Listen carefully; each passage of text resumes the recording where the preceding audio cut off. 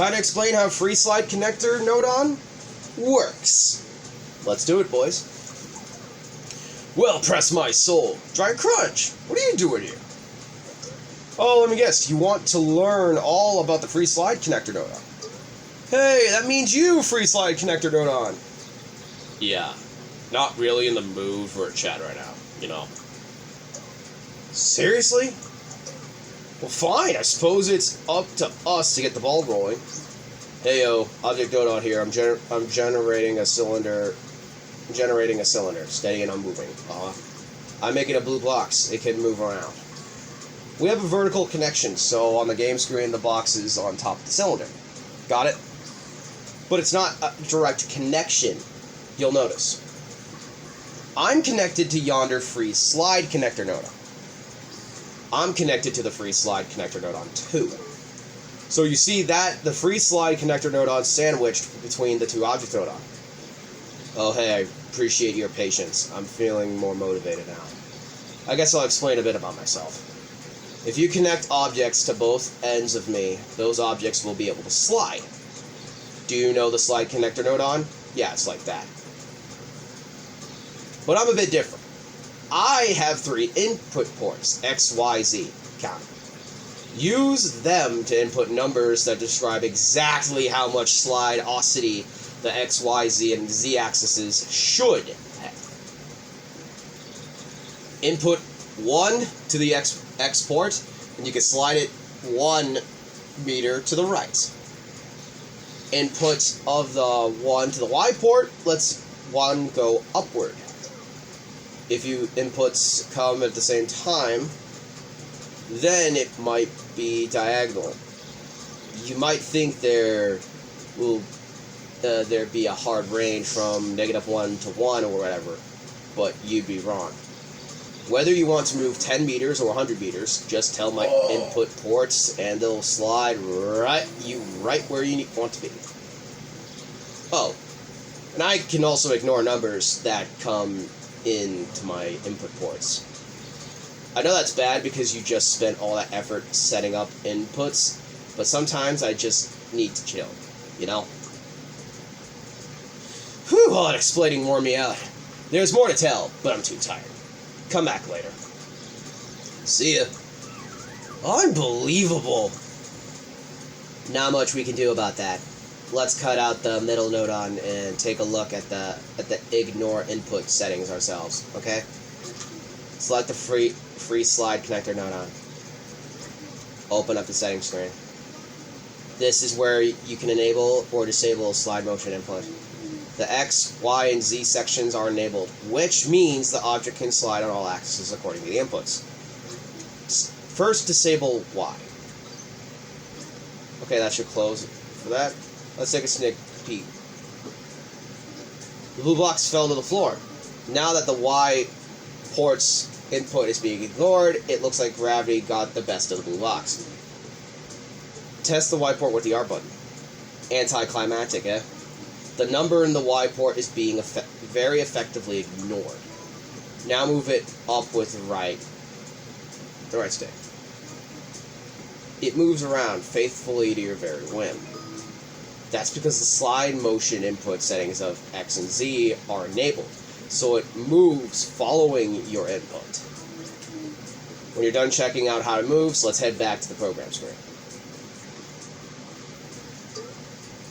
Can't believe it. You used R and everything! That rude Nodon just ignored it. Let's mess with the Z axis. Go to his settings screen and try disabling Z. And then close it up again. This time, we'll get a person to help push the objects. See how it moves. Oh yeah, I won't let you down. Oh, calm down, will you? Let's see it in action on the game screen. So this time, we only have the Z x-axis.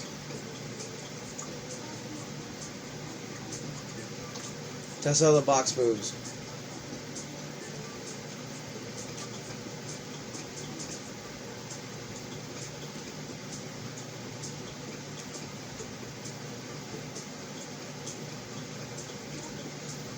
Looks like it only moved left to right. Now try to move the person in any direction and give the box a push.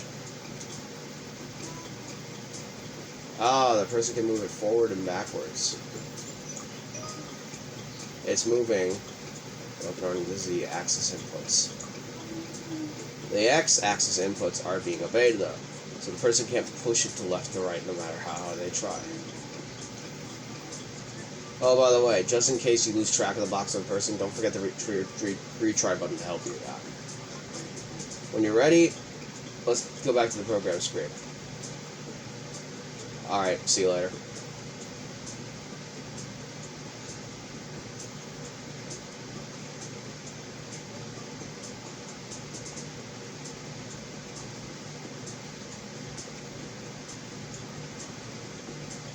Hey, the player's back. What's good?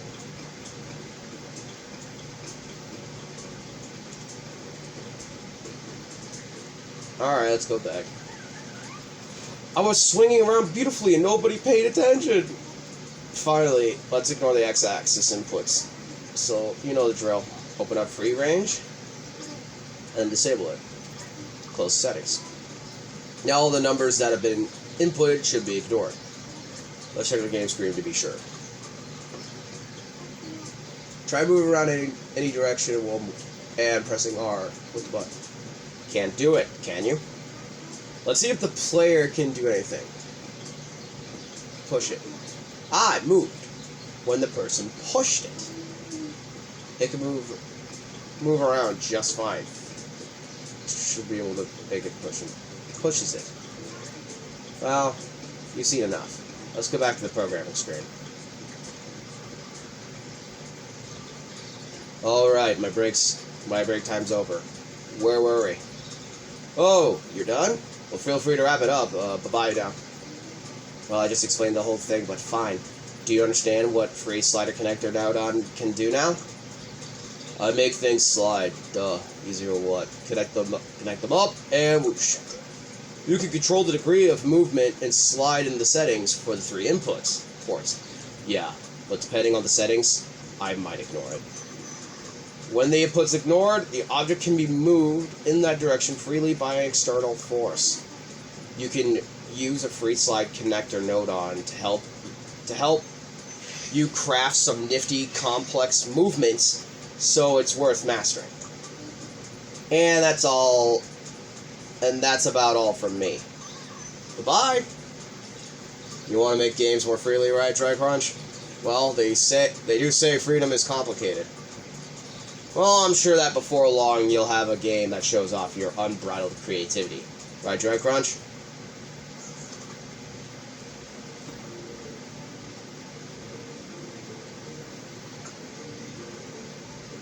Well, they are sort of monotone, which I'm making them a little monotone.